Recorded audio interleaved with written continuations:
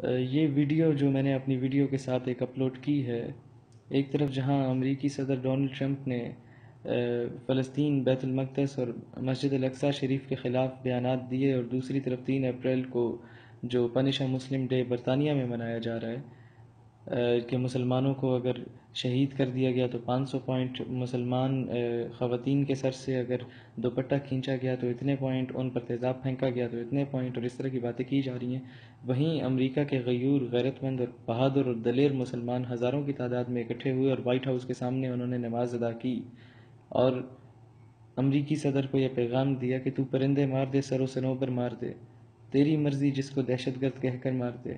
مگر ایک جسے ڈھونڈنے کو بھیج دی اتنی سپاہ،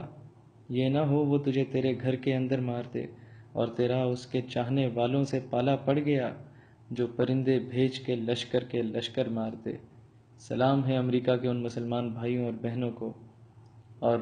آفرین ہے ہمارے ملک میں رہنے والے کرائے کے لبرلز آنٹی اور آنٹی نما انکلز کو۔ آفرین ہے تم لوگوں پہ کہ تم لوگ یہ نعرے لگا رہے ہو، میرا جسم میری مرضی، دوپٹہ زبردستی نہ کراؤ، اور وہاں امریکہ میں عورتیں، مسلمان خواتین حجاب کے حق میں جنگ لڑ رہی ہیں، مسلمانوں کے حقوق کے حق میں جنگ لڑ رہی ہیں۔ کاش کہ ایسی کرائے کی لبرلز کو ہندوستان میں بھیج دیا جاتا، اور جب ان کے ریٹس لکھنؤ کے بازاروں میں لگتے،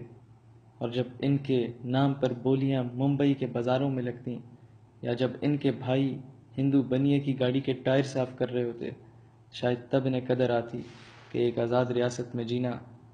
اللہ کے احسانوں میں سے ایک احسان ہے۔ لیکن آفرین ہے اس قوم پہ کہ یہ احسان فراموش نکلی۔